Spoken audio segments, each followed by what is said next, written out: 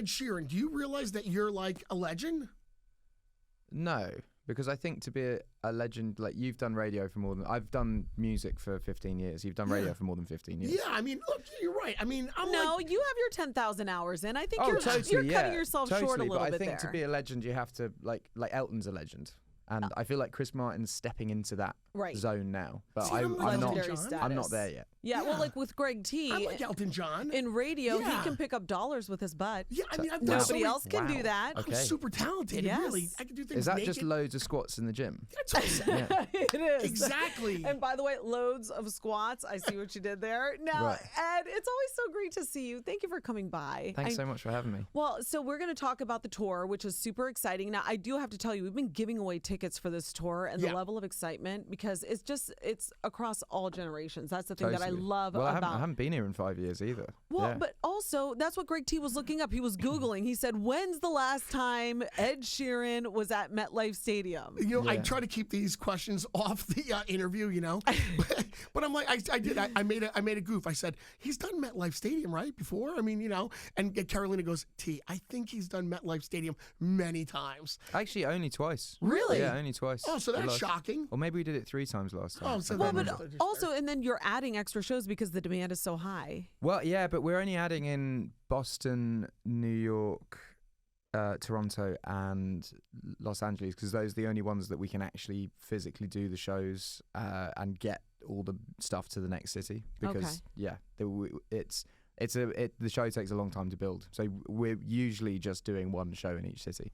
And now you're touring. You are obviously a family guy now, so what is that going to look like for you? Are you going to bring the family on tour with you at all? Yeah, I've just been on a tour in Europe, and yeah, they were with me the entire time. It's actually like I didn't know I was going to be, but basically I was coming to I was coming to America to do the Formula One. And then we were going to do some promotion to launch the tour around it. But this is like the longest time I've been away from them. It will end up being like 11 days. But I'm trying not to do more than like 3. Wow, that's incredible. Because like normally you would think most people go on tour and they're away for months at a time. I just don't want to do that. You're talking about 2 little girls. Yeah. You have right here in front of you a father of 2 young teenage girls that we discuss all the time. And you've said that you were like, I don't know, how's the fatherhood thing going for you? Well, I haven't got teenagers yet, so it's all right. They're not asking to wear crop tops yet, but wait a minute, your time will come. Greg T's going through it.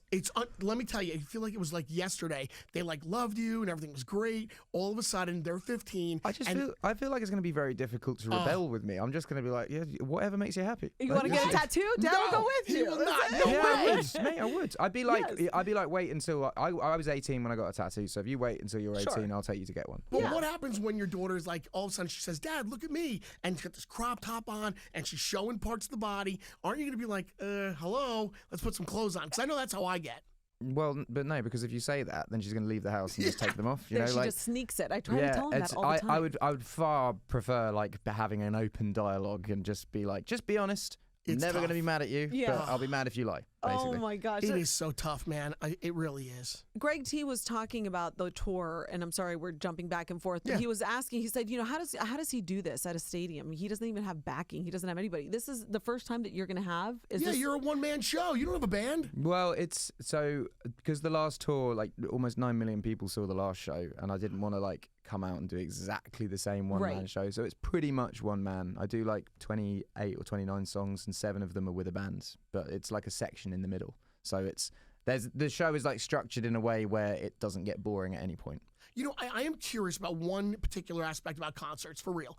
Like, so do you get a chance to go out and see other shows? Like, is there someone that you're working with in a team that says, hey, you really should go see what they're doing? This is kind of neat. We could probably do this in some format, you know, for you when you go on tour. So how do you see special effects in other places? Well, that was actually the opposite of what we did for this tour. I wanted to do something that hadn't been done before. I wanted to build a stage like people do in the round all the time, but I wanted to have it that it was, you know, the site like people in the nosebleed seats would have an amazing view of this thing, and then also the stage would revolve and there'd be bits that go up. The entire stage is LEDs, and there's 72 tons of steel above me which has a massive LED screen, and it's like there's you obviously use all the same tricks as a band like Coldplay, and you have your fireworks and your flames and, you know, the what's the, you know, when it's like The pyro. pyro. no, yeah, the colourful dust or whatever. Like we've got Confetti. all of that, but I want it. You don't want to put a show on the road, and you know, a band like Coldplay put on an incredible show.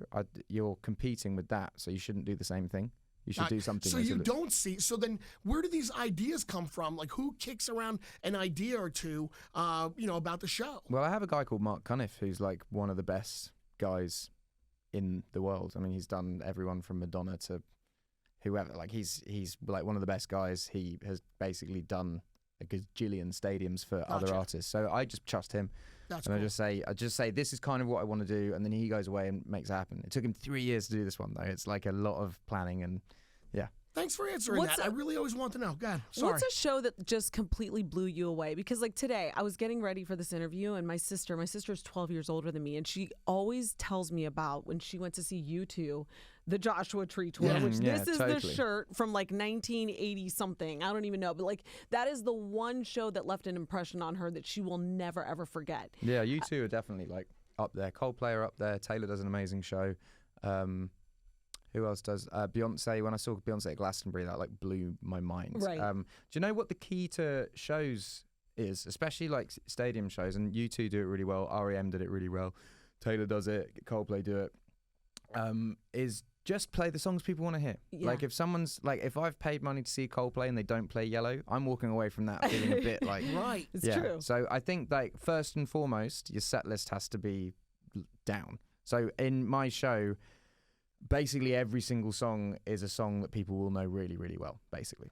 And how do you pick who comes out with you on tour? Because I know Khalid is going to be with you for a certain period of time, and then you also have Russ. Totally. Well, I was like, because, you know, I've had an artist called Maisie Peters on tour with me in Europe, and she is going to come and do some of the States as well. But with America, like kind of everyone really lives here, so it's not like a massive effort for an American artist to come to like a city in America and play a show. So I have a song with Russ that's really good. I have a song with Khalid that's really good, and now I'll get to bring them on stage. It makes sense. Yeah, it makes total sense. And also like their arsenal of songs. You sort of have, you want your fans to come to a gig and be like, oh my God. And like Khalid has like 10 billion streaming songs. Yeah. And people are going to go to a gig and see that, as well as like, I've got 10 billion streaming songs. Bonus. You know, like it's they're going to see a real show of like, even the opening act's great, you know. I got to tell you, I really enjoy, well, my wife is always showing me. She's like, you got to see this. So, and Carolina touched on it earlier. You know, you have so many different age groups that just love you, which is great. It's not just kids, it's adults, it's everybody, it's moms. So like my wife, she watches this guy. I guess you have somebody that films, you know, prior to the show of like you like getting ready or what's going on backstage. And then as you come up onto the stage and there's the crowd, it really is very cool because for those that can't be at the show, to see it all happening, you know, on your Instagram, or you know, it's a really cool concept that you're doing. Thank you. And I really do enjoy that, giving people the inside, you know, look to what goes on backstage. I think it's really neat. Totally. Yeah. Well, I'm like I've kind of like stepped I've stepped back into social media recently, but I sort of stopped social media because I was so open from the age of like 18 on Twitter and Instagram and blah blah blah, and then like I just got terrified of posting the wrong thing or saying the wrong, so I just stopped posting. And now people really want to have an insight of as you said, backstage a tour. So it's a mystery. I don't have a phone, so my mate just has it, and he just films the bits, and then if anything goes wrong, it's his fault. Blame it on him. That's exactly what happens. Yeah, it's just some guy like it's filming the whole thing, and it's so real. It's great. That's what I was going to say. It's like, you know, you get to a point with social media where you have to put yourself out there so much, and then it almost gets crippling because you start to like second guess yourself. Like, what if I say the wrong thing, much like you said? Yeah, or like, what if I post the wrong, message? Or you post something and maybe like your last thing got 1 million likes, and then this one's get 100,000. Sure. And then you look at it and you go, why? Am I dropping off? Yeah. So people don't love me anymore. Exactly. I think it's far better to focus on making the music and doing the shows than everything else. Absolutely. Well, you've been making the rounds. We will not pressure you to give us any marble penises today. We will not pressure you, no, because you know what? It's been there, done that. Ed, we want you to think out of the box. When you're going to send us a gift, you can send us something that's totally different from everybody else. So we're not going to pressure you to send us any penises. What I do want to ask, though, is, so you were just at Robert Kraft's wedding? No, and I know that was a terrible segue, but how do you get invited to a wedding? When, like, do they send an invitation to your castle? How did you? No, so it was actually through Elton. So Elton's really good mates with him. Yeah. I mean, the Gillette Stadium was my first ever stadium that I played in the States. So we sort of have a relationship through that. But Elton was playing it, and I've sort of got to know. I hate dropping names, but sort of got to know John Bon Jovi through the years, and he was going as a guest. I mean, like, Robert is a very popular guy. He's friends with in the lots of circles like that. So Elton was playing it. I got asked to play "Candle in the Wind" with him, and then I stayed and played "Perfect" as a. I feel. Can I say this? I played Perfect and they danced to it. But I get asked to play Perfect at weddings all the time, and I just can't do it because I'm playing on weekends. Right. And as I was playing it, I was like, this is the first time I played Perfect at a wedding. But how special is that? Really That is cool. incredible. But you know what? So that's the thing that I was thinking to myself this weekend. I've loved how humble you are and how you have told us these stories about how you even pinch yourself when you're in certain places and you're like, how the hell did I get here? Well, I just found it weird. Like, I went out to have a drink afterwards, and I'm just sort of chatting to people.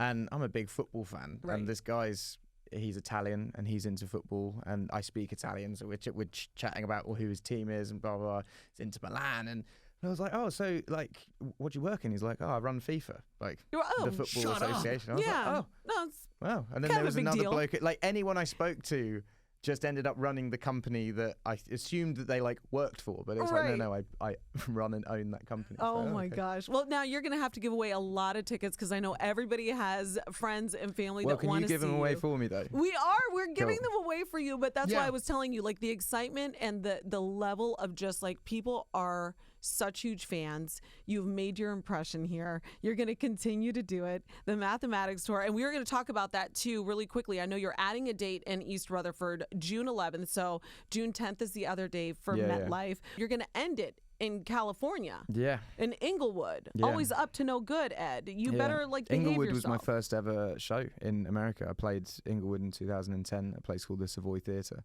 How full circle I feel like we're that? getting like trivia with Ed Sheeran today. Like, if you ever had these trivia questions, he's given us all of them. I played there first, this place first. I mean, these are things I never knew, and I'm like, I'm kind of glued to this interview. Okay. This is a pretty good I'm interview. glad that you're engaged with it, Greg T, because this is your job. I definitely would watch this on social media. Ed, before you leave, Greg T does some of his best work in the bathroom. Where do you do your best work? Oh my God. Do you know actually whenever I'm in the studio writing songs, going for a pee actually opens up because you stop thinking about writing the song and you go and you're just having a whiz. Yeah. And then an idea comes, and it's always like such clarity. It used to happen. I used to smoke, and it used to happen when I was rolling a cigarette. Okay. Because you just you stop going, what's the line? What's the line? And you just stop for a moment just to do something quite mundane. Yeah. And then your mind opens up. Yeah, it is a mad thing. So oddly, yes, some of my best work is done in the bathroom. Well, there you have it. Sheeran, Greg T doing work in the bathroom. It's almost like you guys are twins. Yeah, we're like You're a legend. He's a legend. That's what we do. Ed Sheeran, thank you so much. You so much. We love you. Nice one, guys. Thank you. Nice.